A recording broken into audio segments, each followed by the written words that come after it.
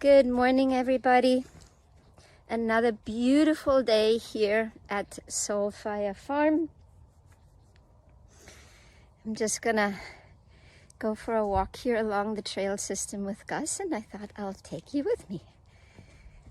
There you go, Mr. Gus.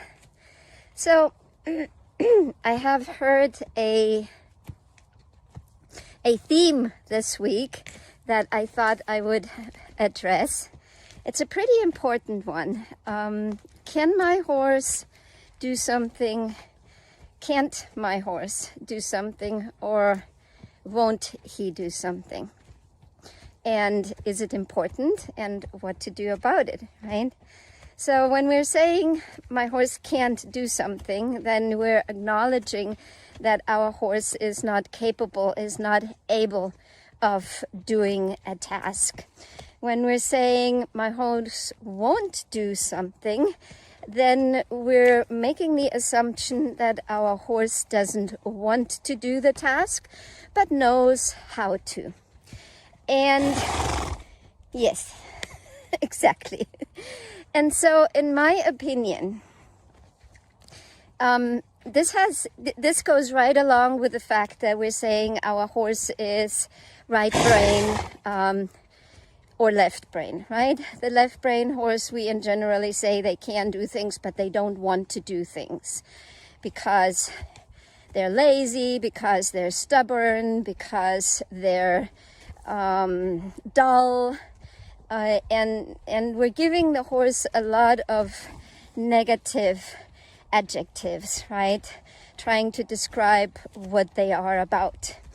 And with a right brain horse, a lot of times we're having more patience with them because, especially if you're going to be a heart-centered person, right? Because that's who usually listens to what I have to say, because everything I do, I really try to come from the heart and with a lot of love.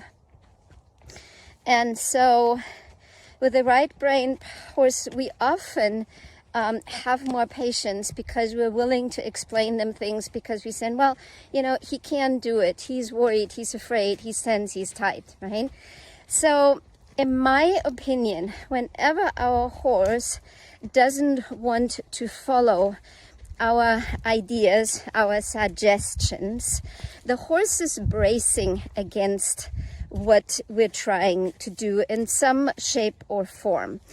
And because by nature, by their DNA, they are destined to follow the lead mare, right? The one that they chose, that she has the wisdom and the experience and the willingness to make benevolent decisions for the herd, because that's why they follow her, because they feel she has the best ideas, is making the best suggestions, and has the well-being of the herd in mind. And interestingly enough, even the dominant horses in the herd, even the dominant stallion says, you have the best ideas, you take care of us, I believe in you, I trust in you, I will follow you. So when the dominant horse doesn't follow us and our suggestions and our ideas, like Gus is a pretty dominant horse. He's got a lot of his own ideas. And from my perspective, when he knows a lot of things, right? We've been together for a long time. And when he doesn't want to do what I'm suggesting, then there is a reason for it. And in the end, in that moment, he simply doesn't believe my idea is a good idea.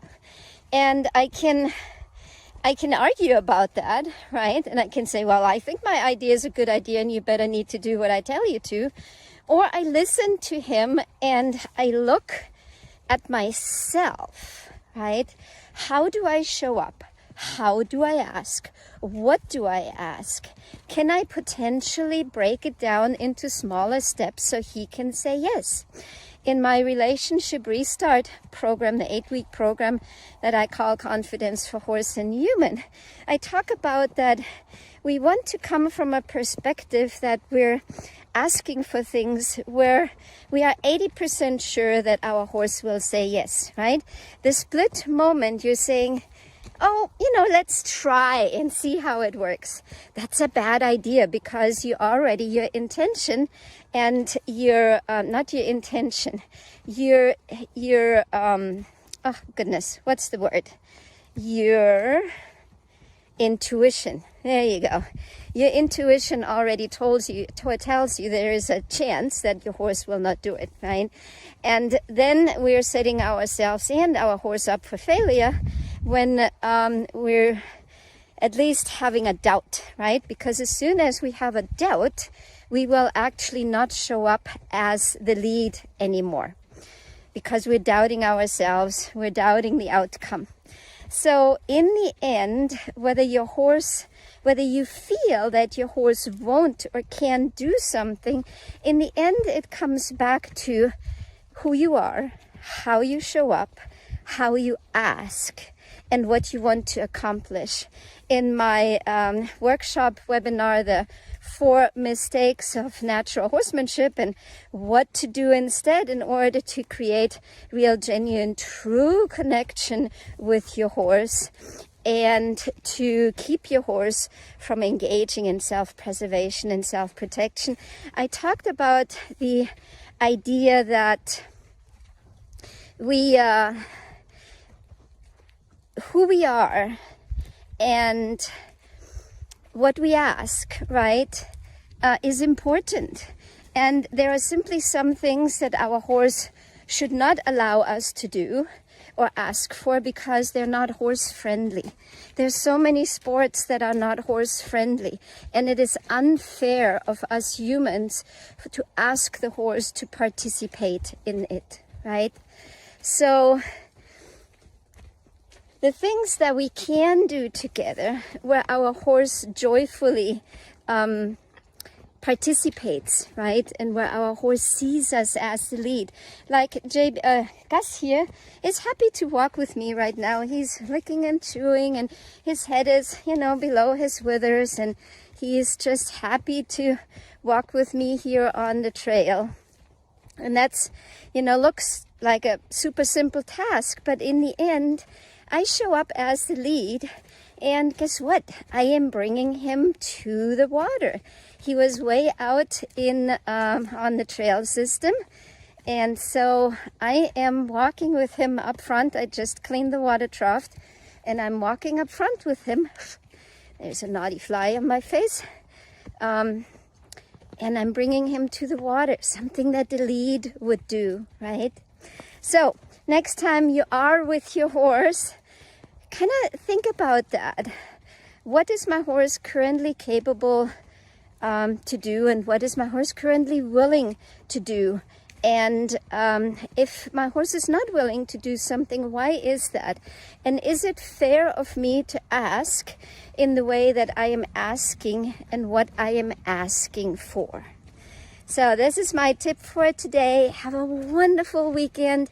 As always, be blessed and with lots of love, because love makes everything better, including our